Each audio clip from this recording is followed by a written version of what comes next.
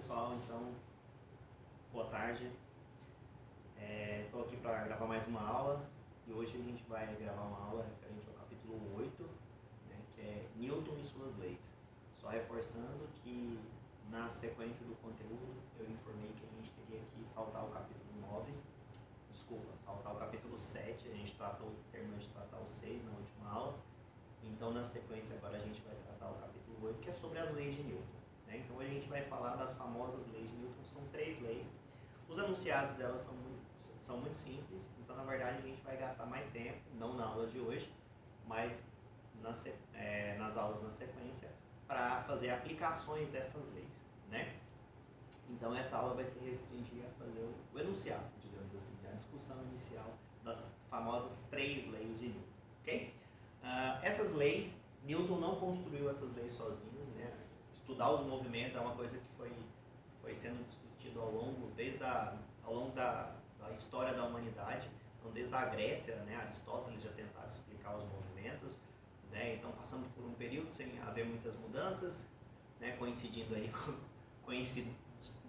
entre aspas, né, com a questão da Idade Média, né, onde não se modificava muito, né, a forma do pensamento, aquilo que estava estabelecido ali pela Igreja. Então só no Renascimento, lá com Galileu, é que veio as primeiras mudanças, e Galileu teve importantes contribuições, principalmente na primeira lei, né, que é a famosa lei da inércia, né, não só por conta do apoio nesses trabalhos, mas também em outros trabalhos do Newton, né, o Isaac Newton, né, o inglês Isaac Newton. Ele usou até certa vez uma famosa frase que dizia assim, que ele só pode enxergar tão longe porque ele estava sobre ombros de gigantes, né? Então ele reconhecia que o trabalho dele, né, é reconhecido em toda a comunidade científica, né, do ramo da física, né, o quanto é importante as leis de Newton para a descrição dos movimentos, mas o Newton reconhece que, né, o seu trabalho é muito importante, mas ele só conseguiu atingir esse trabalho porque ele teve contribuição de outros que vieram antes dele, né? Então nesse sentido, né, o que são as 3 leis de Newton? São as três leis que governam o movimento dos corpos. Só que, na verdade, a gente vai estar tratando, né, principalmente aqui no contexto do ensino médio, as situações mais simples, né, mas são leis bastante gerais, né, que explicam desde o movimento dos corpos na superfície da Terra, corpos muito pequenos, até o movimento dos corpos celestes, para você ter uma noção. Então Newton conseguiu perceber que existia uma relação entre todos esses movimentos, né? Então, nesse sentido, o que é a primeira lei de Newton? O que é a primeira lei de Newton, ou também conhecida como lei da inércia, né? A lei da inércia, ela vai tratar do equilíbrio dos corpos em equilíbrio, né? Então, quando a gente fala da primeira lei de Newton, a primeira palavra que a gente tem que lembrar é a questão do equilíbrio, né? Corpos que estão em equilíbrio. E aí, nesse sentido, a gente precisa expandir um pouco o nosso conceito de equilíbrio, porque para nós, né, pelo menos a princípio, a gente pode vir a achar que equilíbrio é somente a situação em que o objeto se encontra em repouso. Sim, isso é um tipo de equilíbrio, né? Isso é conhecido como equilíbrio estático. Mas existe também uma outra situação de equilíbrio, que aí também tem a importante contribuição de Galileu nesse sentido, né? Que existe também um equilíbrio dinâmico, que é o equilíbrio quando o objeto se move com velocidade constante, né? Então a primeira coisa que a gente precisa entender é que quando a gente fala de equilíbrio, eu posso ter o equilíbrio estático, que obviamente é o corpo em repouso, com velocidade igual a 0, mas eu tenho também um equilíbrio dinâmico, que é com a velocidade diferente de 0, mas constante, né? Então isso é a abreviação de constante, né? Então o equilíbrio dinâmico é quando eu tenho, desculpa, estou enrolando com os fios aqui, né? Quando eu tenho velocidade constante, mas diferente de 0. Ambas são consideradas situações de equilíbrio, né? Quando a gente começou o nosso estudo da dinâmica, a gente disse o seguinte, né? Que a gente ia descrever, a gente ia falar das causas dos movimentos, o que provocava, né, um movimento acelerado, um movimento com velocidade constante, ou o corpo permanecer em repouso. né? Então, a primeira lei ela remete justamente às situações de equilíbrio. Então, a gente já está analisando aqui dois casos, né? Seja o equilíbrio estático, velocidade igual a zero, seja o equilíbrio dinâmico, velocidade constante, diferente de zero, mais constante, né? Em ambas as situações, o que eu preciso ter para manter o objeto nessas condições, né? A primeira lei de Newton, também conhecida como lei da inércia, diz que para essas situações de equilíbrio, a força resultante, lembra, a gente estudou como último assunto aí, como se calcula a força resultante, né? Uma série de métodos diferentes, né? Método paralelogramo, método polígono, usar método da decomposição, né? Então, fazendo o cálculo da força resultante, a gente verifica o seguinte: sempre que o objeto se encontra em equilíbrio, seja estático ou dinâmico, necessariamente eu vou ter força resultante igual a zero, né? Então, a associação que eu vou fazer é a seguinte: força resultante igual a zero, objeto em equilíbrio, seja estático ou seja dinâmico, ok? Não importa se é estático ou dinâmico, força resultante vai ser sempre igual a zero, sempre que o objeto estiver em equilíbrio. Simples assim, ok? Lembrando que força resultante igual a zero, né? A força é uma grandeza vetorial. Então a gente sempre vai poder, quando a gente olha para as grandezas vetoriais, a gente vai poder separar as forças em forças no eixo X, forças no eixo Y, né? Forças horizontais, forças verticais. Então vocês vão ver que fazer essa separação de acordo com os eixos, né, X e Y, às vezes vai tornar a análise do nosso problema muito mais simples, ok? Já até adianto que nos problemas, né, sobre força resultante que eu passei para vocês fazerem lá no final do capítulo 6, isso, né, lá no final do capítulo 6, de certa forma tinha alguns problemas em que você aplicava esse princípio aqui, mesmo sem saber, né? Mesmo sem ter sido apresentado, né, a primeira lei de Newton, na verdade você já estava aplicando, né? Quem já chegou a fazer alguns exercícios, viu a situação de um carro preso assim numa rampa, ele estava preso a um cabo, né? Então ele ficava parado, né? Parado, repouso, né? Equilíbrio estático, né? Sempre que o objeto está em equilíbrio, força resultante igual a zero. Então, nesse exemplo do carro aí, você tinha uma força para um lado, outra força para o outro. Para manter em equilíbrio, essas forças teriam que ser iguais, ok? Justamente porque a resultante é igual a zero. Uma força para baixo, outra para cima, a mesma coisa. Elas têm, para ter o equilíbrio, essas forças têm que ser iguais em módulo, mas em sentidos opostos, ok? Então, esse é o enunciado da primeira lei. Vamos para a segunda. Segunda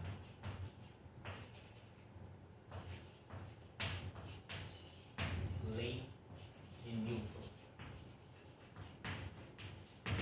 A segunda lei de Newton também é conhecida como o princípio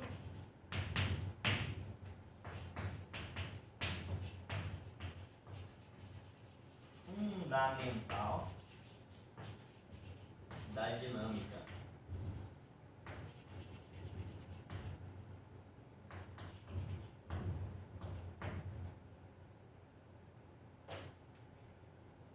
Segunda lei, ou princípio fundamental da dinâmica, diz o quê?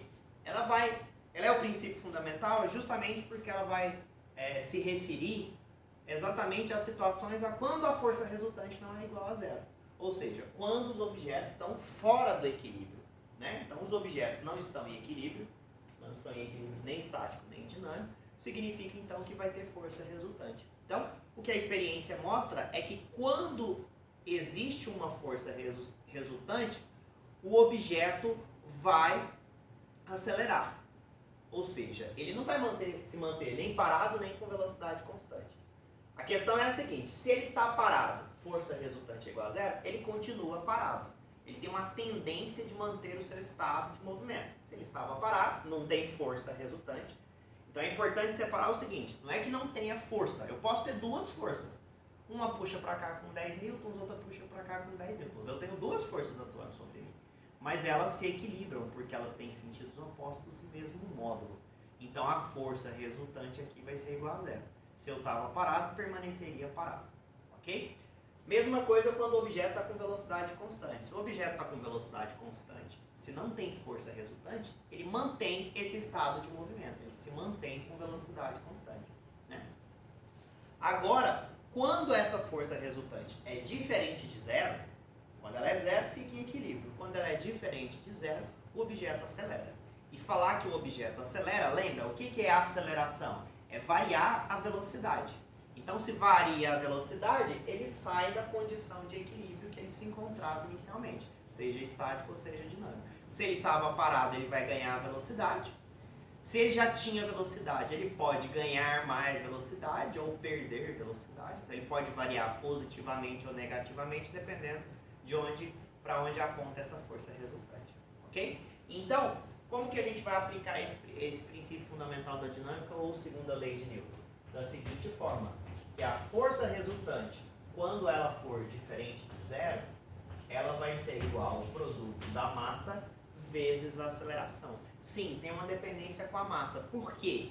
Porque quanto maior a massa do objeto, mais força eu tenho que fazer para produzir uma dada aceleração. Né? Objetos mais massivos, com massas maiores, precisam de forças maiores para produzir uma certa aceleração. Ok? Então, força resultante é igual a massa vezes aceleração. Outra questão importante, estou colocando os vetorzinhos aqui na força e na aceleração. Essas duas coisas sempre apontam na mesma direção e no mesmo sentido. Né? Por exemplo, se eu tenho uma força resultante aqui para a esquerda, significa, a minha esquerda, né? Não sei se é da imagem, eu sempre fico confuso aqui no espelhamento da imagem, mas se eu tenho uma força resultante aqui para a esquerda, né? Eu vou ter uma aceleração no mesmo sentido. Né? Eu tenho duas forças atuando, uma de 50 para cá, outra de 30 para cá. Essas forças são opostas, mas não são de mesmo valor, então o sistema não está em equilíbrio. 50 para a direita, 30 para a esquerda, eu vou subtrair porque elas têm sentidos opostos. 50 menos 30 sobra 20 para cá, então a minha força resultante é de 20 newtons para a direita. Significa que essa força resultante vai produzir uma aceleração também para a direita. Okay? É sempre no sentido da força resultante é que vai estar a minha aceleração. Essa equação, ela também define o seguinte. É daqui que sai a definição do Newton, né? Que é a unidade de força. Né? Se você para pensar, massa eu já sei que é quilogramas, né? A unidade de massa é quilogramas, unidade de aceleração metro por segundo ao quadrado. Ok. A unidade de força, então, seria o produto disso aqui, ó. Quilograma vezes metro por segundo ao quadrado. Então é esse produto que, para a gente não ter que escrever isso toda vez, né? A gente aproveita, não fomos nós, né? A gente só vai aproveitar esse resultado e faz uma homenagem a Isaac Newton, né? Então por isso que a unidade de força é o Newton. Eu já tinha falado para vocês que era isso, porque eu já usei isso em outros exemplos, falei de força-peso, né? Lá também é uma massa vezes a aceleração, só que lá é especificamente a da gravidade.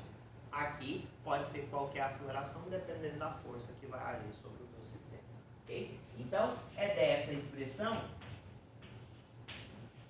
que surge a unidade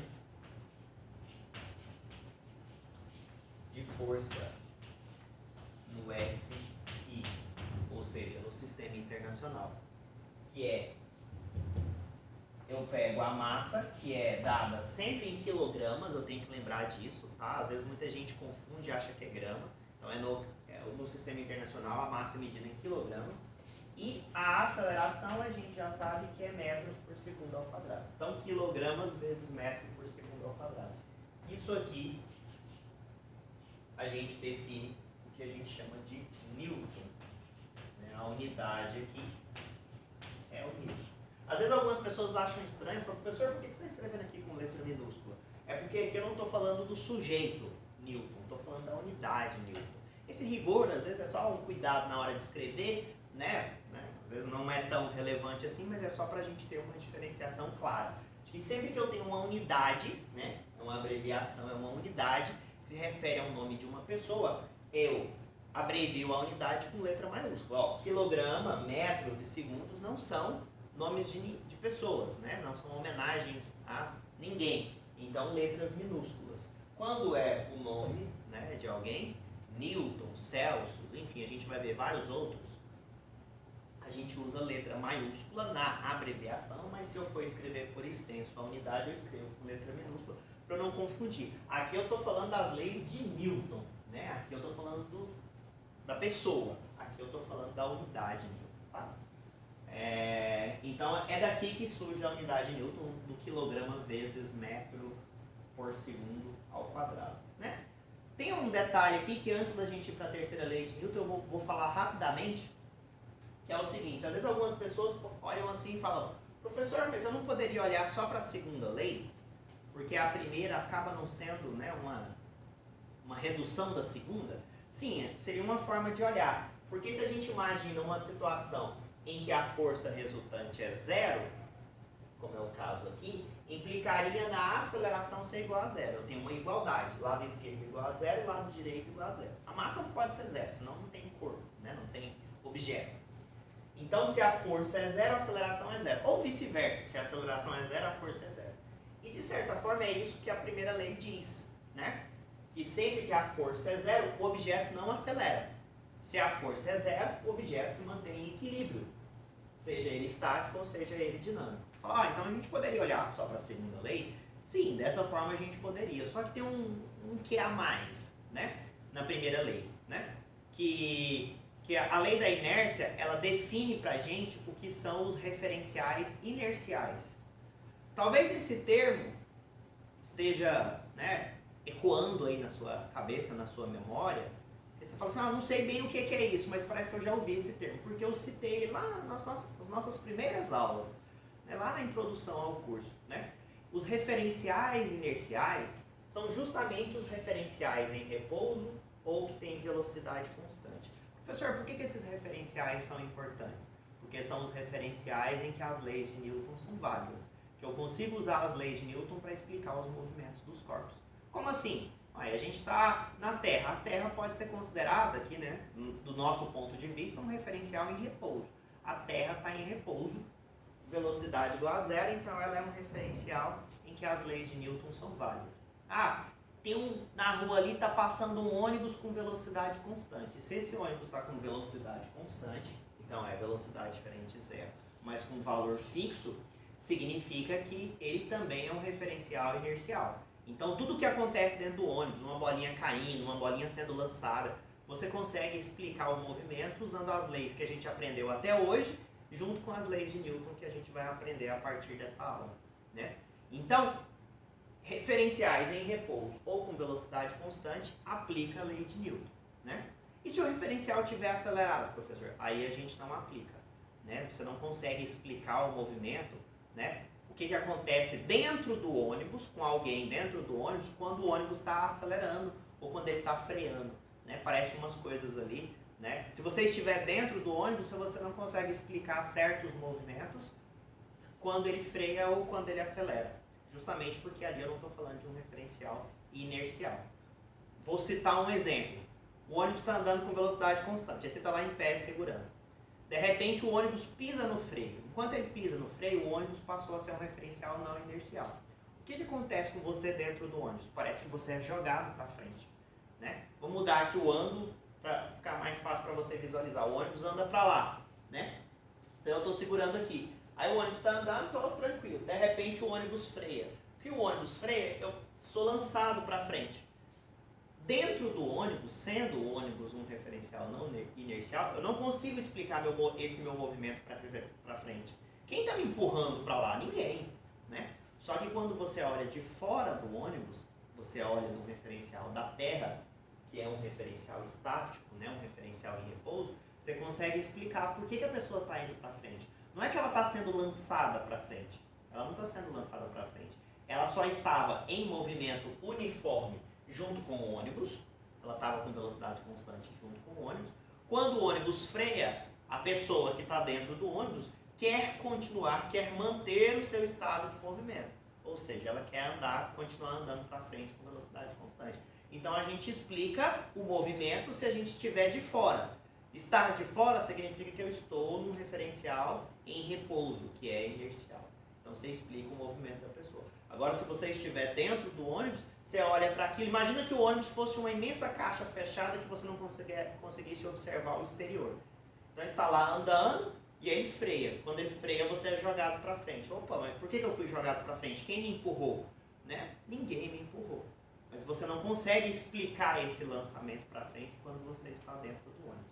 Então é só esse detalhe que eu gostaria de comentar, que é assim, a gente vai conseguir explicar os movimentos se eu tiver em referenciais em repouso e referenciais com velocidade constante. Então a primeira lei de Newton tem essa importância, definir os referenciais em que as leis de Newton são válidas. Então ela não é só um caso particular da segunda, ok? Como última lei aqui, então a gente tem a terceira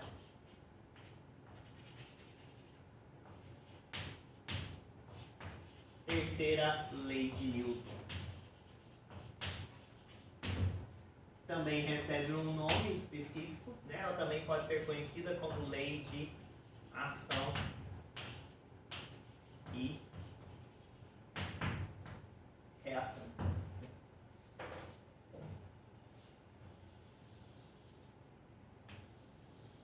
Eu costumo dizer que a primeira e a segunda lei a gente vê a aplicação dela nos problemas de forma clara, né? O primeiro exemplo que a gente vai fazer já vai estar lá com a primeira e a segunda lei aplicada. A terceira lei de Newton, ela parece aplicada de forma assim muito implícita, bem disfarçada, bem discreta, mas ela está presente, né, na aplicação dos problemas. Ela é uma lei mais conceitual, digamos assim, né, pelo menos na forma que eu vou apresentar aqui, e ela vai aparecer de forma bem mais discreta, bem mais disfarçada nos problemas, mas ela também aparece e ela também tem sua importância.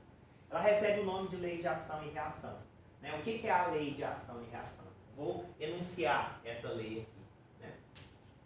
Que a toda ação, e quando a gente fala ação, é uma força, né? A toda ação há uma reação. Quando a gente fala de uma reação, é uma outra força. E essas duas forças de ação e reação têm as seguintes características. Então, há uma reação de mesmo módulo.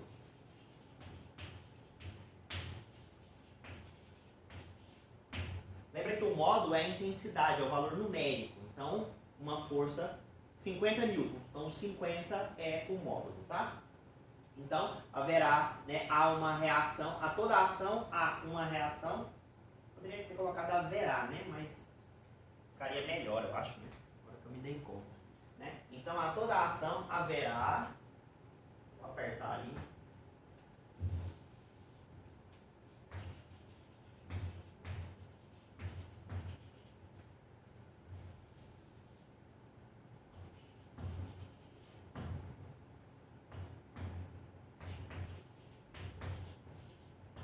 A toda ação haverá uma reação de mesmo módulo,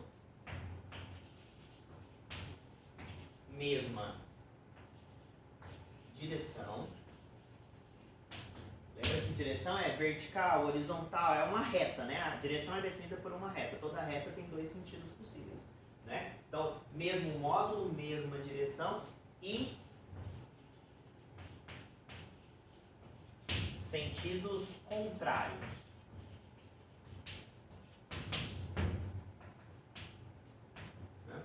Então, a toda ação, né? Eu vou dar um murro na parede, vou bater aqui no quadro, né? Então vamos imaginar o seguinte: eu tenho uma caixa aqui, e aí eu vou colocar um sujeito aqui, tentar fazer um desenho minimamente decente aqui. Não ficou, mas considera o tamanho dos braços desse sujeito.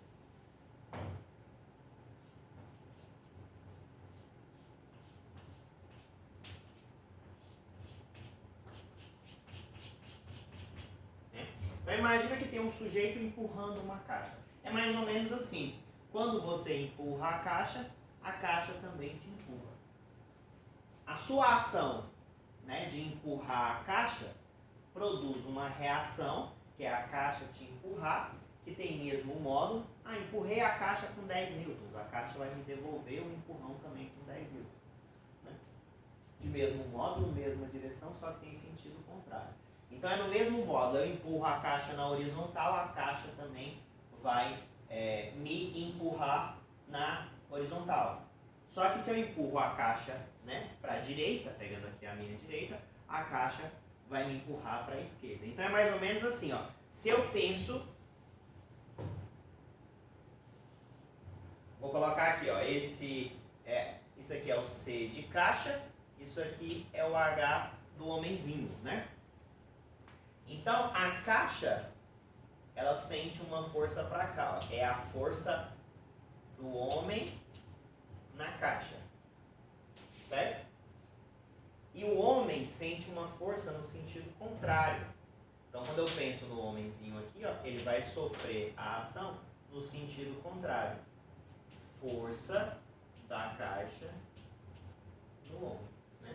Essas forças têm mesmo módulo, mesma intensidade, mesma direção e sentidos contrários. Ok? Ele empurra a caixa para a direita, a caixa empurra ele para a esquerda.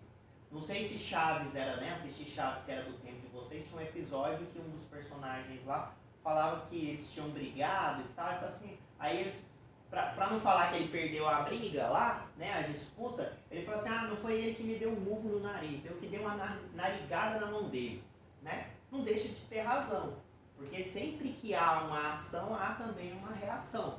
Então, no momento em que um dá um murro no nariz do outro, né, há uma reação de dar uma narigada na mão do outro. Por isso que muitas vezes, não sei se vocês já prestaram atenção nisso, geralmente quando há brigas, assim, a pessoa às vezes esmurra a outra, dá um murro, quebrou o nariz, machucou tudo. Mas às vezes a pessoa machuca a mão, quebra o dedo, né? Já viu a pessoa às vezes dar um murro tão forte no outro que quebra o dedo. Por quê? Porque ela sente uma reação daquela força. Então é um processo que sempre está presente, né? A lei de ação e reação, ela sempre está presente. Se você chuta uma bola, né, você faz uma força na bola no sentido, a bola reage fazendo uma força no sentido contrário, né? São forças de mesmo modo, mesma direção e com sentidos contrários. Às vezes isso aqui pode gerar uma confusão para algumas pessoas, que é achar que essas forças, então elas vão se anular, professor, porque uma está para um lado, outra para o outro. Cuidado! Forças que se anulam são forças que atuam no mesmo objeto. Aí eu tenho duas forças atuando em mim. Uma puxa com 20 para lá, outra puxa com 20 para cá. Aí elas vão se anular, né?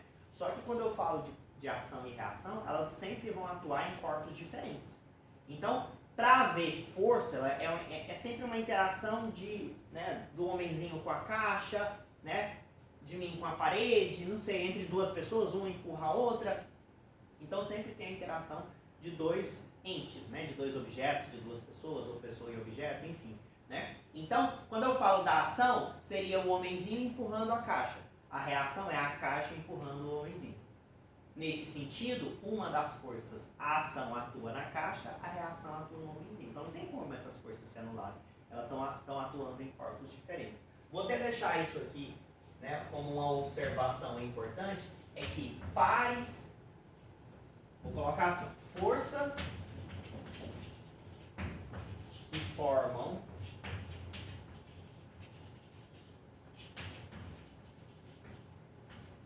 pares de ação e reação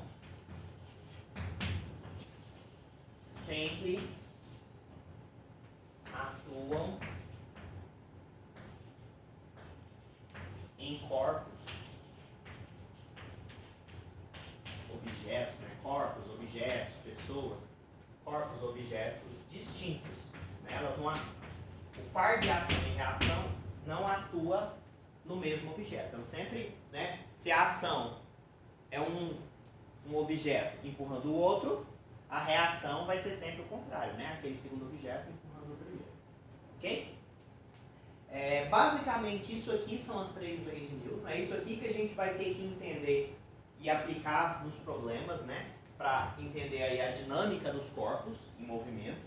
né? Vocês vão ver que é bem interessante, é uma parte assim bem dinâmica, bem legal, a gente vai fazer uma série de problemas, mas aí no nosso próximo encontro de terça-feira, a gente faz as primeiras aplicações na aula, tá? Então é importante que vocês assistam esse vídeo aqui antes da aula de terça-feira. E a gente vai conseguir fazer uma série de problemas, é bem interessante, eu acho que vocês vão gostar, tá bom? Então eu vou ficar por aqui, vocês tenham aí bons estudos, que vocês consigam absorver bastante desse assunto aqui, porque a gente vai trabalhar por algum tempo aí com essas informações, com esse conteúdo, tá bom? Um abraço a todos, até mais.